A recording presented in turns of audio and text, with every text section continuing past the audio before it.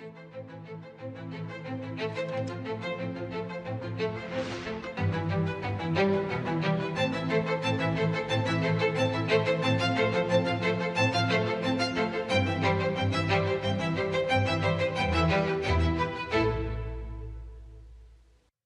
प्यारे देशवासियों, नमस्कार। हमारे जीवन में कुछ तारीखें ऐसी होती हैं जिन्हें याद रखने के लिए कैलेंडर देखने की जरूरत नहीं पड़ती। आज 26 जुलाई ऐसी ही एक तारीख है। आज कारगिल विजय दिवस है। ये दिन हमें गर्व से भर देता है। ये दिन हमें अपने वीर जवानों के अद्भुत साहस की याद दिलाता है। कारगिल की ऊंची ऊंची चोटियां, कठिन मौसम, दुश्मन की चुनौती, हर परिस्थिति हमारे सैनिकों के सामने थी, लेकिन उनका हौसला हर चुनौती से बड़ा था। उन्होंने मां भारती की रक्षा के लिए अपना सर्वस्व अर्पित कर दिया। आज कारगिल विजय दिवस पर मैं सभी वीर शहीदों और वीर सैनिकों को श्रद्धापूर्वक नमन करता हूं। साथियों, आज का भारत अपने वीरों को सिर्फ याद ही नहीं करता, बल्कि नई पीढ़ी तक उनकी गाथा भी पहुंचाता है। इसी भावना से इस वर्ष एक विशेष शौर्य विजय यात्रा निकाली गई है। 14 जुलाई को दिल्ली के नेशनल वॉर मेमोरियल से शुरू हुई ये मोटरसाइकिल यात्रा द्रास के करगिल वॉर मेमोरियल तक पहुंचेगी। इसका संदेश है one ride, one nation, one salute. ये यात्रा हमें याद दिलाती है कि राष्ट्र के लिए दिया गया बलिदान कभी भुलाया नहीं जा सकता। साथियों, आज भारत अपने सैनिकों के साहस के साथ साथ अपनी तकनीकी क्षमता को भी लगातार मजबूत कर रहा है। कुछ दिन पहले भारतीय नौसेना में आईएनएस महेंद्रगिरी शामिल किया गया। यह आधुनिक जंगी जहाज भारत में ही डिजाइन किया गया है, भारत में ही बना है। इसमें 75% से अधिक स्वदेशी सामग्री का उपयोग हुआ है। यह आत्मनिर्भर भारत की बढ़ती शक्ति का प्रतीक है। इसी महीने डीआरडीओ ने Pinaka long range guided rocket का भी सफल परीक्षण किया। इस सफलता के पीछे हमारे वैज्ञानिकों और इंजीनियरों का सामूहिक परिश्रम है। 2-3 दिन पूर्व ही डीआरडीओ ने कुशा मिसाइल का भी सफल परीक्षण किया है। साथियों, आज रक्षा उत्पादन हो, रक्षा निर्यात हो या मित्र देशों के साथ राजनीतिक सहयोग, भारत लगातार नई ऊंचाइयों की ओर बढ़ रहा है। इस महीने की शुरुआत में मैं इंडोनेशिया में था, जहां ब्रह्मोस और अस्त्र मिसाइलों के लिए एक बड़ा समझौता हुआ है। दुनिया का भरोसा भारत के रक्षा उपकरणों और तकनीक पर बढ़ रहा है। आइए इस करगिल विजय दिवस पर हम अपने अमर शहीदों को नमन करें और एक सुरक्षित, सक्षम और आत्मनिर्भर भारत के निर्माण का अपना संकल्प और मजबूत करें। मेरे प्यारे देशवासियों, मन की बात के पिछले एपिसोड में मैंने आपसे कैच द रेन अभियान की चर्चा की थी। मैंने आग्रह किया था कि बारिश की हर बूंद को सहेजने के इस अभियान को जन आंदोलन बनाएं। कैच द रेन का संदेश बहुत सीधा है। जहां बारिश गिरे, जब बारिश गिरे, पानी को वहीं सहेजिए। इसलिए 4 जुलाई से देश भर में एक विशेष अभियान भी चलाया जा रहा है। इसके तहत बारिश के पानी के संचयन, ग्राउंड वाटर रिचार्ज, पुराने जल स्रोतों के पुनर्जीवन और वृक्षारोपण को नई गति दी जा रही है। मुझे बहुत खुशी है कि गांव हो या शहर, पंचायतें हो या सामाजिक संस्थाएं, हर जगह लोगों ने बढ़ चढ़कर भागीदारी की है। कहीं पुराने तालाबों से गाद निकाली जा रही है, कहीं कुआं और बावड़ियों को फिर से जीवन दिया जा रहा है। बंद पड़े बोरवेल अब ग्राउंड वाटर रिचार्ज का माध्यम बन रहे हैं। साथियों, मध्य प्रदेश के सीधी जिले में करीब 1,500 तालाब बनाए गए हैं। नरसिंहपुर में अमृत सरोवरों को संवारा गया है। महाराष्ट्र के नासिक में बड़ी मात्रा में पानी सहेजने की क्षमता विकसित हुई है। आंध्र प्रदेश के नंदयाल में सभी ग्राम पंचायतें इस अभियान से जुड़ी हैं। और पुराने तालाबों को फिर से उपयोगी बनाया गया है। हमारे शहर भी पीछे नहीं है। छत्तीसगढ़ के कोरबा, उड़ीसा के भुवनेश्वर और आंध्र प्रदेश के विजयनगरम इस अभियान के उत्साहजनक परिणाम दिखाई दे रहे हैं।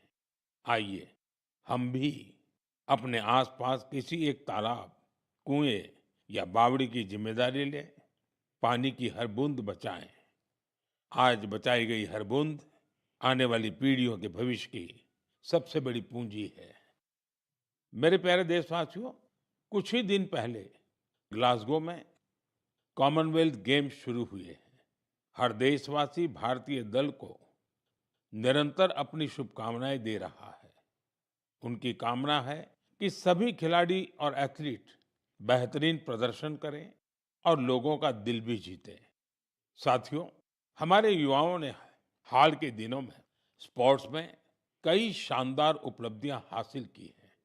पीवी सिंधु बैडमिंटन में जापान ओपन का खिताब जीतने वाली पहली भारतीय बन गई हैं। उनकी इस उपलब्धि पर पूरे देश को गर्व है। भारतीय महिला क्रिकेट टीम ने भी लंदन में लॉर्ड्स स्टेडियम में अपना पहला टेस्ट मैच जीता है। यह एक ऐतिहासिक जीत है। हमारी टीम ने 270 रनों के बड़े अंतर से यह मुकाबला जीता। लेकिन बात सिर्फ इतनी सी नहीं है। लॉर्ड्स के लंबे इतिहास में यह महिलाओं की टीम का पहला टेस्ट मैच था।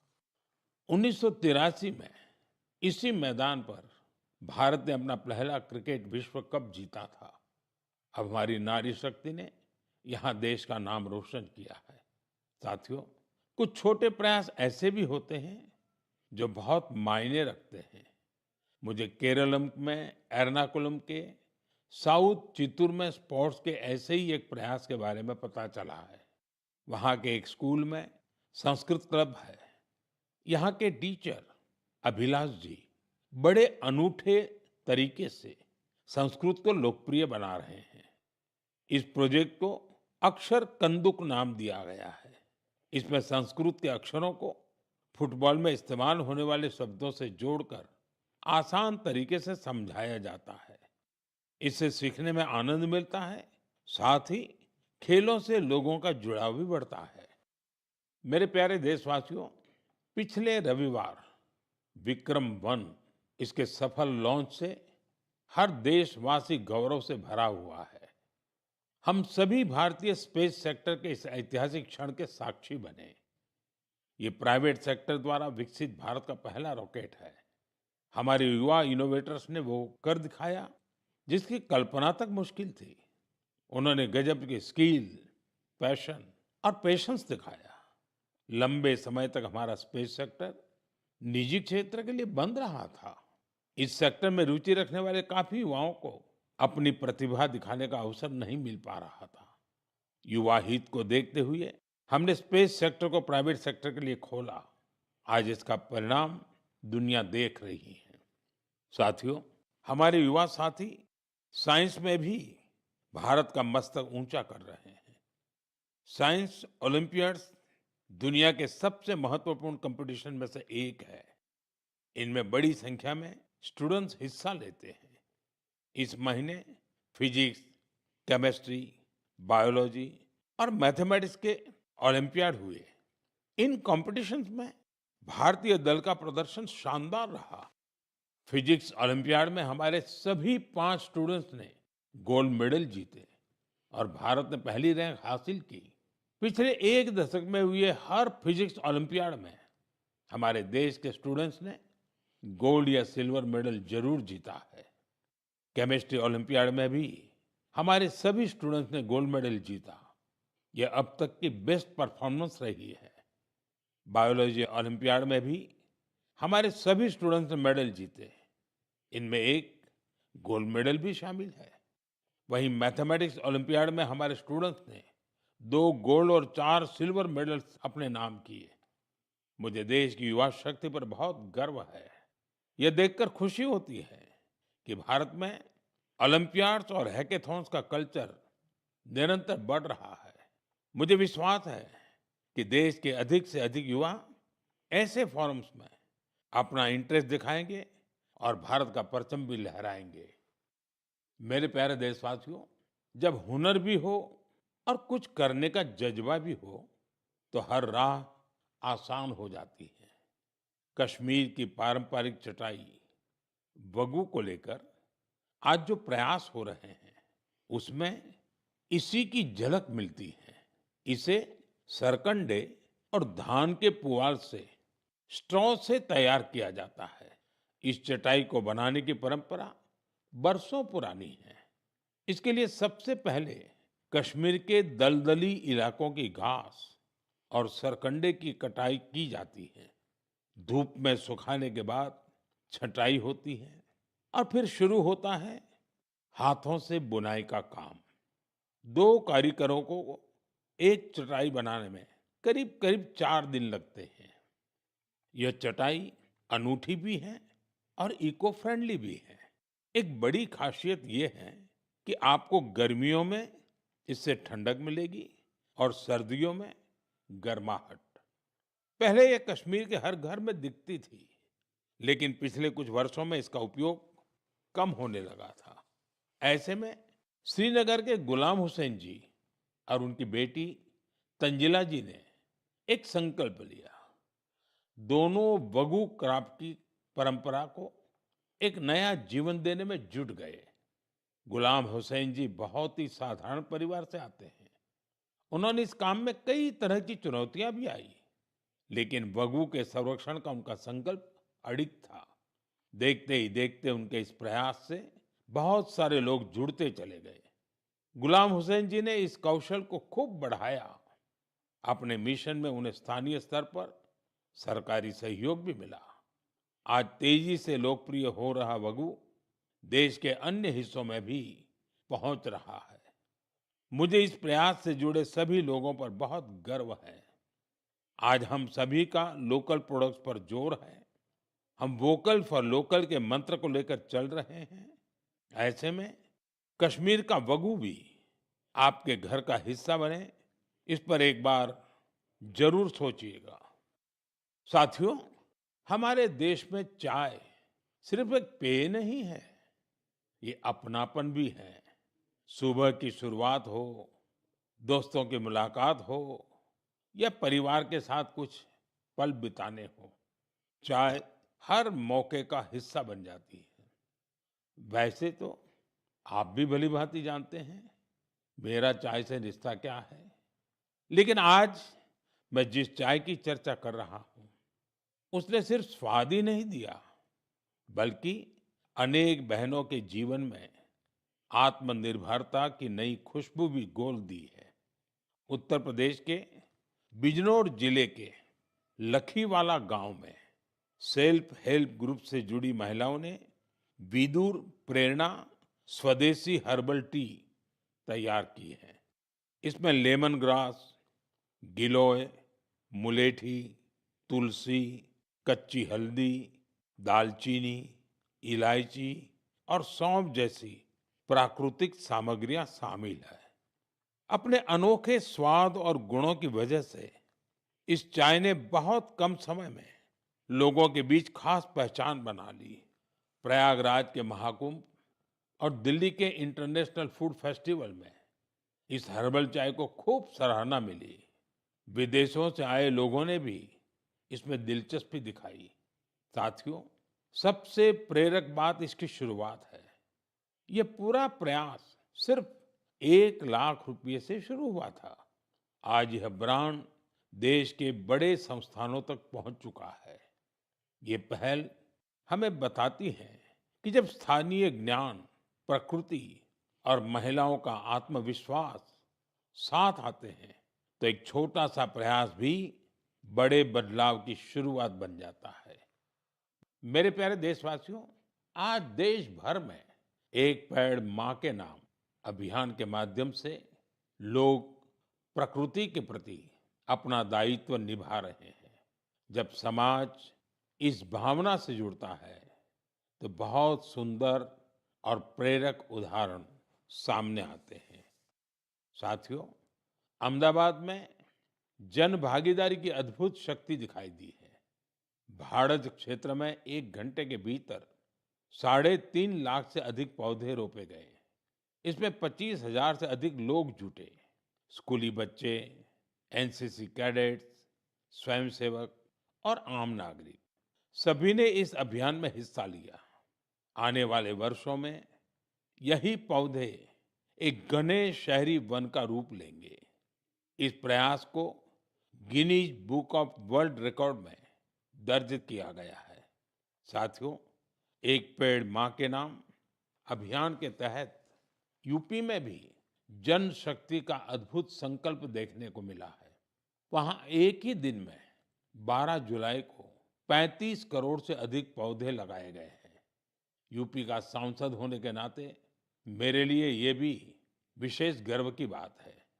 मेरे प्यारे देशवासियों, पेड़ केवल मनुष्यों के लिए नहीं होते, वे अनगिनत जीवों के घर भी होते हैं। गुजरात के गीर के जंगलों में करीब 60 वर्षों बाद इंडियन ग्रे हॉर्नबिल फिर से बसेरा बना रहा है। ये गीर में बरसों से हो रहे संरक्षण और पुनर्स्थापन के प्रयासों का परिणाम है। हॉर्नबिल को जंगलों का किसान कहा जाता है। ये फल खाते हैं और बीजों को दूर दूर तक पहुंचाते हैं। उन्हीं बीजों से जंगल में नए पेड़ उगते हैं। इस तरह एक पक्षी जंगल को फिर से हरा भरा बनाने में मदद करता है। मैं आप सभी से कहूंगा, हम सभी अपने जीवन के किसी विशेष अवसर को प्रकृति से जरूर जोड़ें। एक पेड़ मां के नाम लगाएं। आज का लगाया एक छोटा सा पौधा आने वाली पीढ़ियों के लिए हरियाली, स्वच्छ हवा और सुंदर भविष्य की विरासत बन सकता है। मेरे प्यारे देशवासियों, हम सभी जानते हैं कि आज प्लास्टिक प्रदूषण पूरी दुनिया के पर्यावरण के लिए बड़ी चुनौती बना हुआ है। सिंगल यूज प्लास्टिक का कचरा कई वर्षों तक प्रकृति को नुकसान पहुंचाता रहता है। इसलिए प्लास्टिक का सही निस्तारण बहुत जरूरी है। साथियों, बिहार के सीतामढ़ी में वेस्ट टू वेल्थ का शानदार उदाहरण सामने आया है। यहाँ कचरे की रिसाइकलिंग कर उससे आकर्षक बेंच बनाई जा रही है। एक बेंच तैयार होने में करीब 40 किलो सिंगल यूज प्लास्टिक खप जाती है। यह मजबूत, टिकाऊ और आरामदायक होने के साथ साथ इको फ्रेंडली भी होती है। इसे सरकारी स्कूलों, पार्कों और सार्वजनिक स्थलों पर लगाया जाता है। इसके जरिए लोगों में पर्यावरण संरक्षण को लेकर जागरूकता भी बढ़ रही है। इस प्रयास में स्थानीय इकाई के साथ ही जिला प्रशासन की महत्वपूर्ण भूमिका है। इससे स्थानीय स्तर पर रोजगार के अवसर भी पैदा हो रहे हैं। सीतामढ़ी का यह प्रयास हमें बताता है कि रिड्यूस, रीयूज और रिसाइकल आज केवल एक नारा नहीं, बल्कि हमारे जीवन का हिस्सा बनता जा रहा है।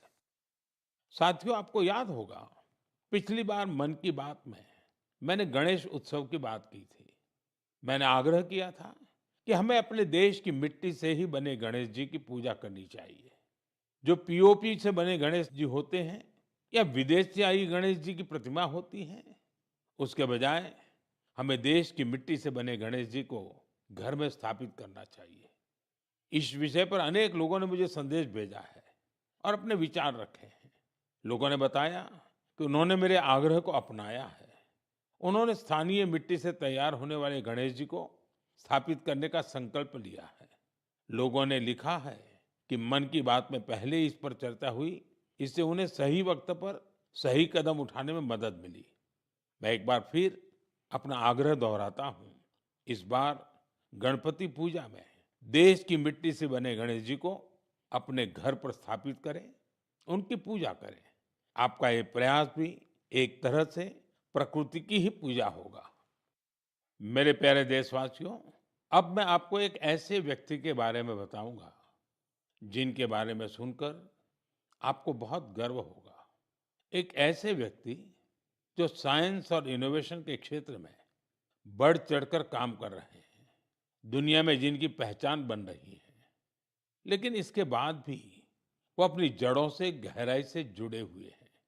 अवसर मिलते ही वो अपनी मिट्टी का सम्मान करना नहीं भूलते। वो व्यक्ति हैं मणिपुर के डॉक्टर रोनाल्डो रेशराम जी। नाम उनका रोनाल्डो है, लेकिन काम से वो एक एस्ट्रोफिजिसिस्ट है। वे जापान में काम करते हैं और यंग गैलेक्सीज के एक विशाल समूह की खोज करने वाली टीम का हिस्सा रहे हैं। आप जानना चाहेंगे कि उन्होंने आखिर किया क्या है? दरअसल उन्होंने इस पूरे समूह का नाम मणिपुर की एक खूबसूरत झील से जोड़कर लोकटक प्रोटो क्लस्टर रखा है। लोकटक ताजे पानी की बहुत बड़ी झील है। लोकटक लेक में तैरती हुई फुमड़ी मिलकर एक अनोखा लैंडस्केप बनाती है। ऐसा लगता है कि विशाल समंदर में छोटे छोटे द्वीप तैर रहे हो। उसी प्रकार यूनिवर्स में ये यंग गैलेक्सीज भी एक विशाल संरचना का निर्माण करती है। आज मणिपुर की लोकटक केवल देश के मैप पर ही नहीं, बल्कि विशाल ब्रह्मांड में भी अपनी चमक बिखेर रही है। यह उपलब्धि हर भारतीय का गौरव बढ़ाने वाली है। इससे हमारे युवा साथियों को सीख मिलती है कि वे अपनी परंपरा से जुड़े रहकर भी नई ऊंचाइयों को छू सकते हैं। ये ऐसी जड़ें हैं जो सितारों की दुनिया को भी जगमगा सकती हैं। मेरे प्यारे देशवासियों, कुछ ही दिनों बाद 7 अगस्त को हमारा देश नेशनल हैंडलूम डे मनाएगा। इस अवसर पर हम अपने बुनकर भाई बहनों के कौशल और उनकी सृजनशीलता का उत्सव मनाते हैं। हमारे ये साथी पीढ़ियों से चली आ रही परंपराओं को आगे बढ़ा रहे हैं। साथियों, हथकरघे से बना हर परिधान किसी न किसी क्षेत्र, समुदाय और इससे जुड़े असंख्य लोगों की कहानी को सामने लाता है। ये वो लोग हैं जो गर्व के साथ भारत की सांस्कृतिक विरासत को संजोने में जुटे हैं। आज के दिन मेरा आग्रह है कि हम हस्तकला को प्रोत्साहित कर अपने बुनकर साथियों का सम्मान करें। आइए हम वोकल फॉर लोकल की भावना को और सशक्त करें। साथियों, आज देश में जिस तरह हैंडलूम को बढ़ावा दिया जा रहा है, उससे बड़ी संख्या में लोगों का जीवन बेहतर हो रहा है। पोचमपल्ली से पटना और कुथमपल्ली से कच्छ तक इसके कई उदाहरण देखने को मिलते हैं। आज ऐसे कई लोग और समूह हैं जो हैंडलूम की हमारी गौरवशाली परंपरा को नई ऊर्जा और पहचान दे रहे हैं। कोई पोचमपल्ली इकत की सुंदर परंपरा को आगे बढ़ा रहा है, तो कोई महिला बुनकरों को जोड़कर वूल प्रोडक्ट्स बना रहा है। कुछ लोग केरलम की पारंपरिक कसाऊ कला को संरक्षित कर रहे हैं। इससे हमारी माताओं बहनों को रोजगार भी मिल रहा है। साथियों, एक और विषय जिसका मैं विशेष रूप से उल्लेख करना चाहूंगा, वह है खादी। हम सभी जानते हैं कि खादी महात्मा गांधी को बहुत प्रिय थी। बीते कुछ वर्षों में खादी काफी लोकप्रिय हुई है। पिछले 12 वर्षों में इसकी बिक्री 6 गुना बढ़ी है। बिक्री का यह आंकड़ा अब 8,000 करोड़ रुपए के करीब पहुंच चुका है। मेरा आप सभी से आग्रह है कि आने वाले त्योहार में खादी का कोई न कोई, हैंडलूम का कोई न कोई, हैंडीक्राफ्ट का कोई न कोई प्रोडक्ट जरूर खरीदें। मेरे प्यारे देशवासियों, अगर आपसे पूछा जाए कि भारत के कितने तरह के म्यूजिकल इंस्ट्रूमेंट्स हैं, तो आप सोच में पड़ जाएंगे। ऐसा इसलिए क्योंकि हमारे यहाँ बहुत से वाद्य यंत्र और उनसे जुड़ी परंपराएं हैं। इसी तरह का एक इंस्ट्रूमेंट है त्रिपुरा का चोंग प्रेंग। यह वहाँ की ट्राइबल कम्युनिटीज में काफी लोकप्रिय है। बांस से बने इस वाद्य यंत्र में 3 तार होते हैं। इससे निकली धुन बहुत मधुर होती है, जो सरोद से मिलती जुलती है। कुछ वजहों से युवाओं के बीच इसकी लोकप्रियता कम होने लगी थी। ऐसे में सूरज कुमार देव वर्मा जी ने इसे फिर से लोकप्रिय बनाने का संकल्प लिया। आज उनका प्रयास रंग ला रहा है। वे चोंगप्रेंग के साथ ही वहाँ के अन्य पारंपरिक वाद्य यंत्रों पर भी परफॉर्म करते रहे। Kokborok folk songs, Baul songs, Bengali folk उन्हें खूब भाता है। अब मैं आपको एक छोटी सी क्लिप सुनाना चाहता हूँ। इस संगीत को आप कभी भूल नहीं पाएंगे।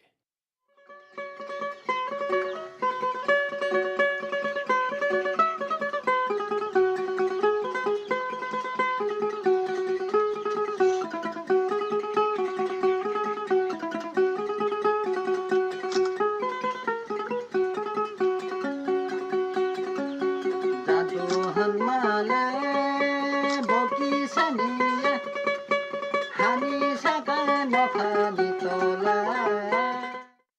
साथियों, मुझे विश्वास है इसे सुनकर आपके मन को बहुत अच्छा लगा होगा।